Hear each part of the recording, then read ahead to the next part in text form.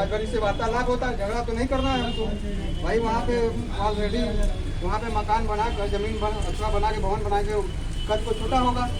बगल की नगर निगम की जमीन है उसमें हमने उनको परमेश्वर जी को फोन किया था कि आप पूरी कमेटी को बोल दीजिए, तो बोलवे नहीं किए। क्या भैया इधर उधर है।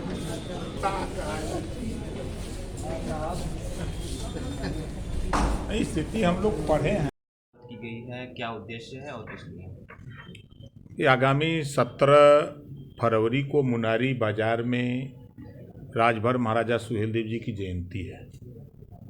एक तो उसकी तैयारी को लेकर के, दूसरा आज पूरे देश की जो हालात है कृषि बिल को लेकर के, सरकार कह रही कि हम वापस नहीं करेंगे, किसान वापस कराने के लिए तैयारी में है।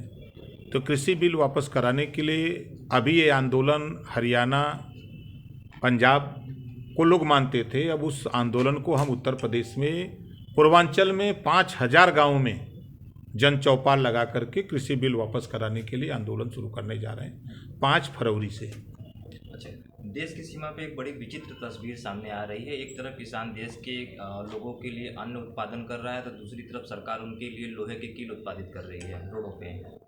देखिए, ये सरकार शुद्ध रूप से आरएसएस की सरकार है। आरएसएस के संस्थापक गोलवलकर जी ने साफ साफ कहा है कि जिस देश में शासन करना हो उस देश की जनता को इतना निचोड़ दो कि वो अपने को जीना ही विकास समझे। तो इस सरकार को न किसान से मतलब है, न जवान से मतलब है, न महंगाई से मतलब है, किसी चीज़ से मतलब नहीं है, इनको सत्ता से मतलब है। तो सत्ता पाने के लिए कुछ भी करने के लिए कर भी रहे हैं।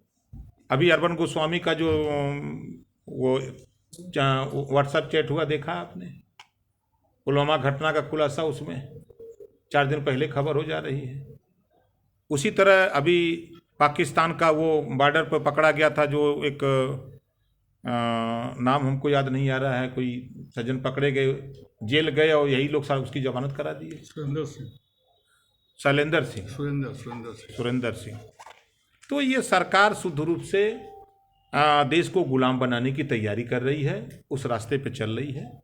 बजट को आपने देखा कि देश बेचने वाला बजट है, ना उसमें शिक्षा का कोई प्राविधान है कि जो देश में 60% लोग अशिक्षित हैं उनको बेहतर शिक्षा कैसे दिया जाए, जो गरीब के बच्चे पढ़ लिख नहीं पा रहे हैं उनको कैसे बेहतर शिक्षा की व्यवस्था कराई जाए। देश में बेरोजगारी बढ़ रही है, ये बेरोजगारी कम कैसे किया जाए। महंगाई बढ़ रही है, महंगाई कैसे कम किया जाए, इस पर इनको चिंता नहीं है। मंत्री जी, आपने शिक्षा की बात की, तो अब शिक्षा के लिए दूरस्थ आदिवासी इलाकों में, पहाड़ी इलाकों में एकलव्य स्कूल, सैनिक स्कूल खोलने की बात हो रही है। स्पेशली वो जो बॉर्डर इलाके पे सैनिक स्कूल खोलने की भी बात हो रही है। देखिए, बात तो बीजेपी के पास बात है, बीजेपी की जो सरकार है इसके पास बात है, काम नहीं है। 100 स्मार्ट सिटी की बात किए थे, कहाँ बनी स्मार्ट सिटी? इसी बनारस को कोटो बना रहे थे बन गया। ये कहते कुछ है और करते कुछ है, कहीं पे निगाह है कहीं पे इशारा इनका है।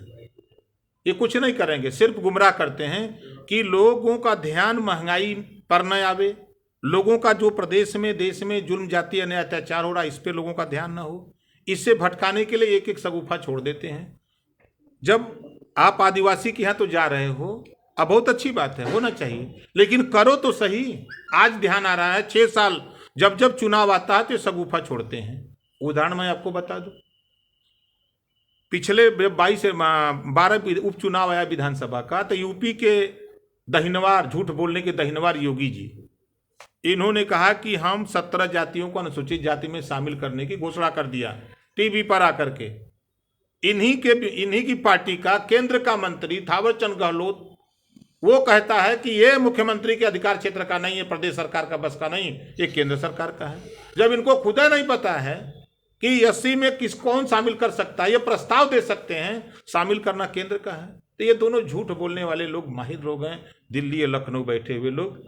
पंचायत चुनाव को लेकर क्या है, क्योंकि सन्निकट है पंचायत चुनाव, वैसे में पार्टी, आपकी इस पार्टी का जो संगठन है किस स्तर पे काम कर रहा है, और क्या आप लोग की क्या आगामी समय में क्या योजना होगी पंचायत चुनाव को लेकर? भागीदारी संकल्प मोर्चा पंचायत चुनाव हम लोग मिल के लड़ेंगे। जो हम लोगों ने भागीदारी संकल्प मोर्चा बनाया, इसमें 9 दल हैं।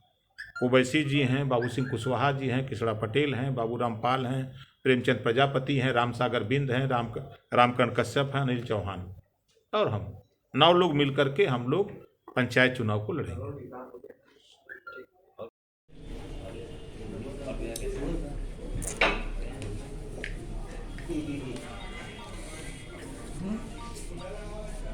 जाते